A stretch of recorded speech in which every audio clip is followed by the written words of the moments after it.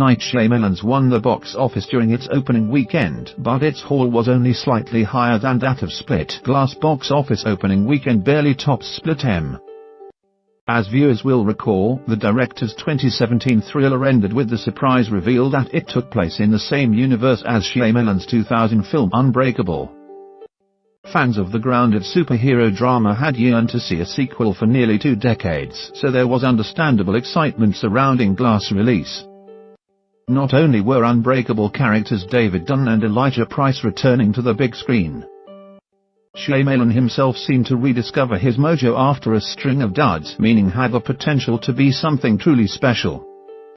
Unfortunately, things didn't pan out the way many had hoped, earned mixed to negative reviews, with many critics admiring Shyamalan's ambition but questioning the infamous plot twists and some storytelling choices. While the word of mouth wasn't great, was still poised to have a fruitful debut, seeing that it was the first major film release of 2019 and was marketed like a studio tentpole.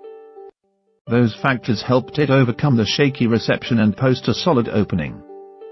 Per Box Office Mojo, Glass earned $40.5 million domestically during its first 3 days. That's the third highest debut for Shyamalan in his career, behind only Signs and The Village. Interestingly enough, however, barely earned more than Split's opening weekend, which was $40 million. For the extended Martin Luther King weekend should see its total rise to $47 million. Considering Glass' minuscule budget of $20 million, this figure is nothing to be alarmed at. The film has already broke even and is well on its way to turning a profit. The current worldwide gross is $89 million, more than 4 times the production costs. At the same time, it's hard not to notice that the actuals are well below expectations.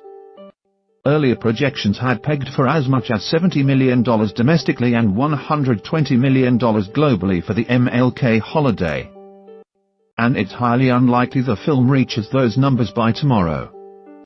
One has to imagine the reviews played a part in this development, as they probably waned enthusiasm some casual audiences had for the movie. Die-hard fans of Shyamalan and Unbreakable were going to show up no matter what, but it's clear some general moviegoers didn't feel as compelled to flock to the multiplex. If had garnered stronger responses, then it probably would have earned more this weekend. It'll be interesting to see what kind of legs has as it progresses through its box office run. One thing working in its favor is a lack of competition.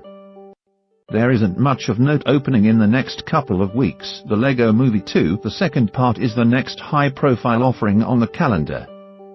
Perhaps we'll be able to take advantage of the weak landscape and really pad its totals before business starts to slow down, and that doesn't premiere until February 8th. Regardless of what happens, Shyamalan knows his risk to self-finance paid off. Source: Box Office Mojo.